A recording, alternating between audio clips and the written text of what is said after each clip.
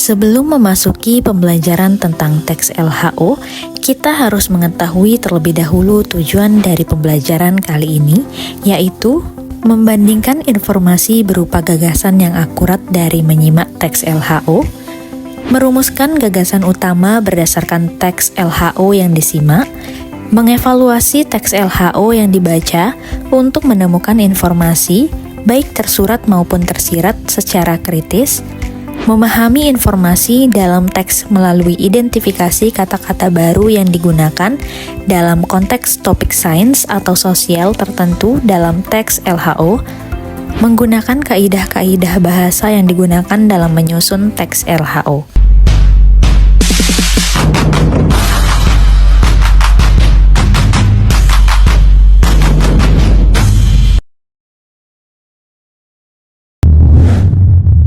Tahukah kalian apa itu teks LHO dan struktur dari teks LHO?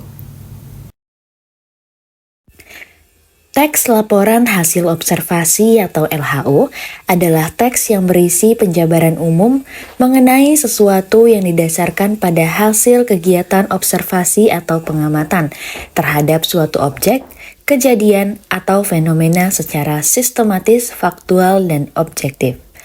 Tujuannya untuk menyampaikan informasi berdasarkan fakta yang didapat dibuktikan secara ilmiah, bukan pendapat pribadi penulis. Ada pula strukturnya, yaitu pernyataan umum, deskripsi bagian, dan deskripsi manfaat. Pernyataan umum. Pernyataan umum atau disebut juga definisi atau klasifikasi umum, merupakan bagian pembuka yang berisi informasi umum tentang objek yang diamati. Bagian ini menjelaskan pengertian, ciri umum, atau klasifikasi objek sebagai pengantar bagi pembaca untuk memahami topik yang dibahas. Deskripsi bagian. Deskripsi bagian memuat penjabaran rinci tentang aspek-aspek atau ciri-ciri dari objek yang diamati. Misalnya, jika yang diamati adalah hewan, maka dijelaskan tentang fisik, perilaku, makanan, dan habitatnya. Tujuannya adalah memberikan gambaran jelas tentang unsur-unsur penyusun objek tersebut secara detail. Deskripsi manfaat.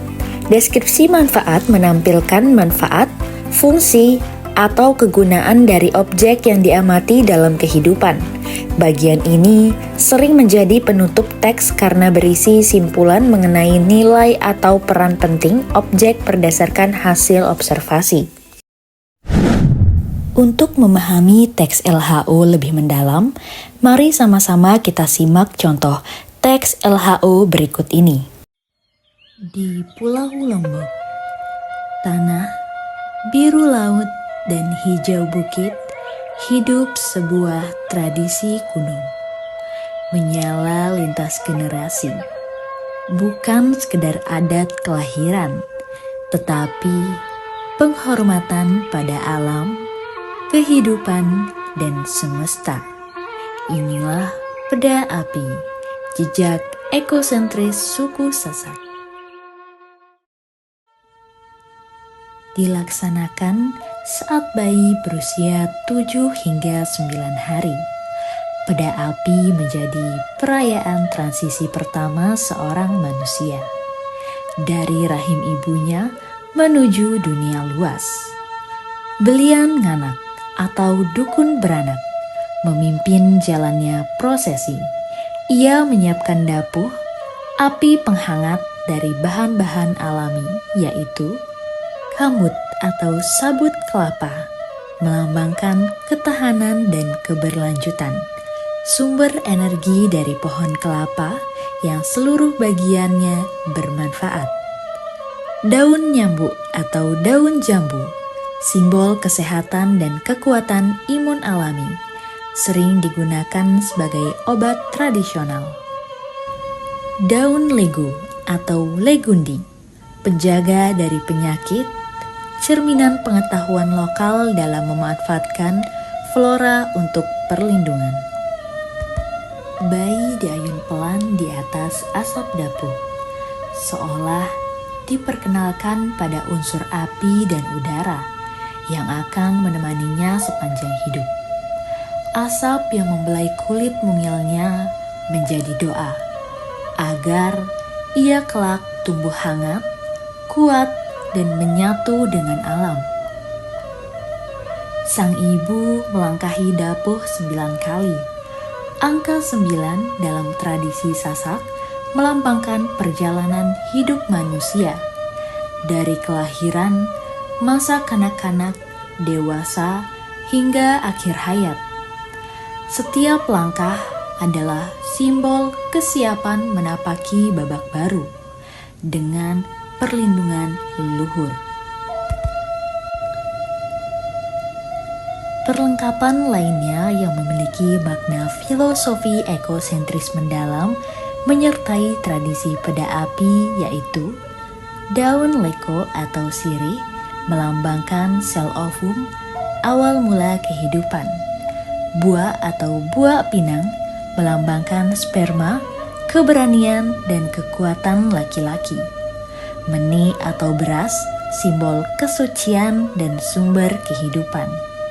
Sengeh bajang, campuran rempah harum penghangat tubuh. Daun bikan atau sirih hutan, perjalanan hidup yang penuh liku. Jeringu atau deringu dipercaya menangkal roh jahat. Daun laos atau lengkuas digunakan untuk mandi bayi.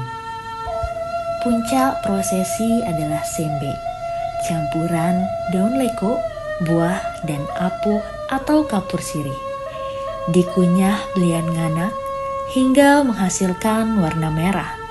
Warna merah itu kemudian dioleskan di kening bayi, melambangkan darah, kehidupan, dan ikatan manusia dengan bumi. Bagi masyarakat Sasak, peda api adalah ikrar untuk hidup selaras dengan alam. Setiap piranti berasal dari tanah, tumbuh di kebun atau hutan sekitar, diambil secukupnya tanpa merusak kelestarian. Inilah wujud nyata filosofi ekosentris, bahwa alam bukan sekedar sumber daya, tetapi saudara yang harus dijaga.